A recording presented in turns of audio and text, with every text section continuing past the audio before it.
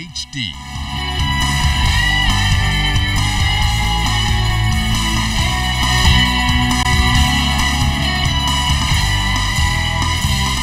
ZNS Network presents The Bahamas Tonight. This portion of the news brought to you by BTC Every Day. The country's leader is optimistic about the future of the economy. Good evening and welcome to the Bahamas Tonight, the weekend edition. I'm Andrew Knowles. Thanks for joining us.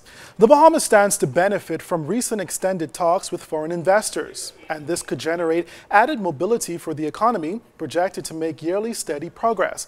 Prime Minister Perry Christie and his delegation returned to the capital yesterday following those series of meetings with potential investors in London, his attendance at the Commonwealth Heads of Government meeting in Sri Lanka, and a historic meeting with the Pope in Vatican City.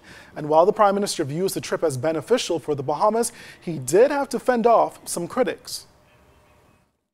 Just before I left, we were meeting with significant investors who have indicated proposals to us and who have indicated that the money is in place. And according to Prime Minister Perry Christie, it's cause for further optimism about the economy. The Prime Minister returned to the capital on Friday from a diplomatic trip which he termed as beneficial.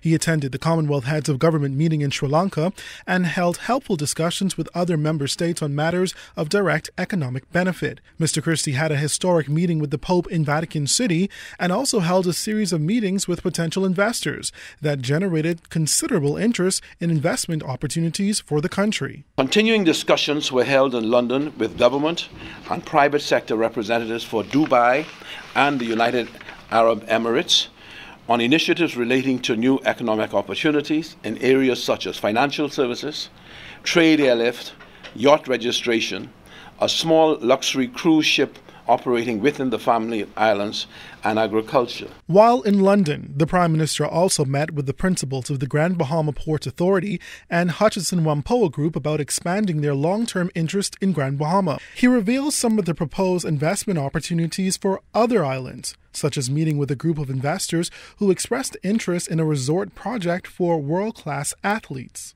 And they have looked at a place in the Berry Islands, and they have been talking with us about moving forward to develop that particular place. And it is an investment that would be well over $100 million. While in Rome, Mr. Christie says he even discussed the possibility of introducing a Waldorf Astoria to the Bahamas. However, despite the potential positive outcomes of his travels, Prime Minister Christie fired back at his critics, who are calling on him to reveal all costs associated with the trip. It was extraordinarily beneficial. I wasn't in South Africa and I wasn't traveling around to look at football. And nobody asked for that know-how. That ain't relevant. I was at the Commonwealth Heads of Government Conference.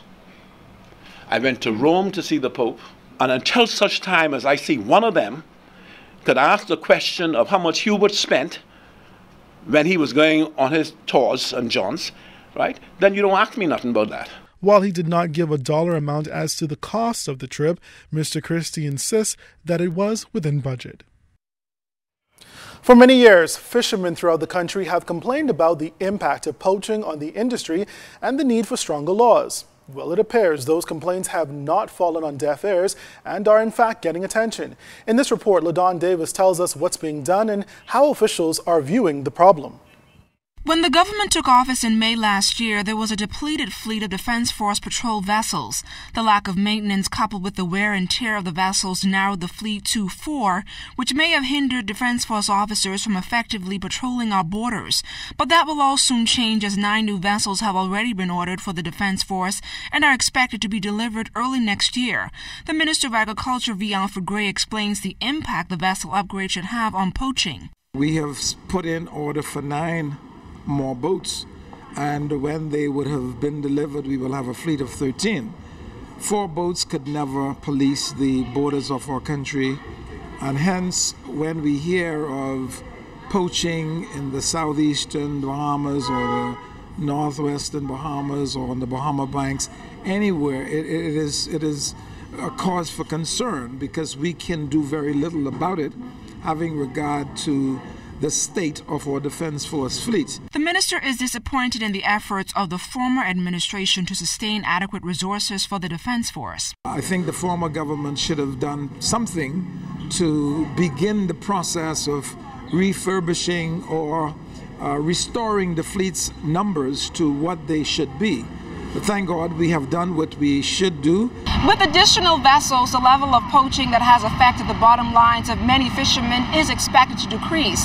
But as it stands now, some fishermen believe the poaching laws in the country are a bit too lenient and believe the government should implement stiffer penalties. When the law is amended, I am hoping that the administration of the legal system would support what we are seeking to do, as they always have.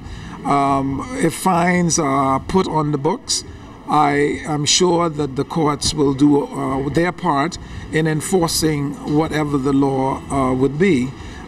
With respect to stiffer fines, I am hoping that no fine for poaching would be less than $250,000. And of course, in addition to their boats being confiscated. Mr. Gray also believes stronger laws will send a clear message that the Bahamas is taking a no-tolerance approach to poaching. Meantime, a memorandum of understanding on poaching between the government and the Dominican Republic is expected to be signed by next year. LaDawn Davis, ZNS Network News. Shifting over to crime now. Police still seeking your help to locate a person responsible for a shooting incident that has left a man in hospital. Police say this incident occurred near a club off Robinson Road shortly after 11 last night. The occupants of a black Honda pulled up and opened fire, hitting the man in the leg. He was later transported to hospital and is now listed in stable condition.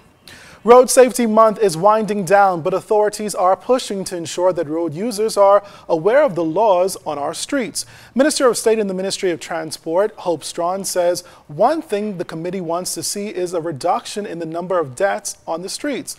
The traffic fatality count stands at 46 for the country. Minister Strawn says this number is simply too high, but through public awareness campaigns, they hope to reduce the fatality figure.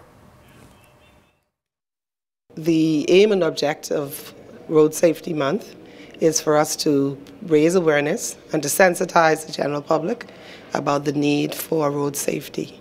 And that includes pedestrians, as well as cyclists, as well as those who use motorized vehicles. The fact of the matter is that road safety is an issue for a public health issue. It's seen as such an issue worldwide. And the United Nations has in fact promoted what they call a decade of safety. This year, Minister Strawn says the emphasis has been on directing the message to the youth and discouraging drivers from being distracted while on the road. We're also concentrating on this new trend, which is the texting and driving.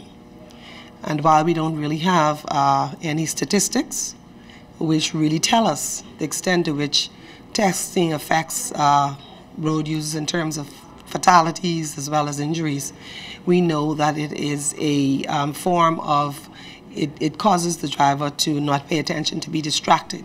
And as you move around the island, you will also see signs about texting and driving. One of the signs says, it talks about a text or a call could wreck it all.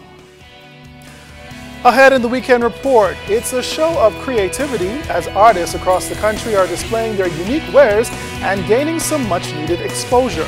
You're watching The Bahamas Tonight.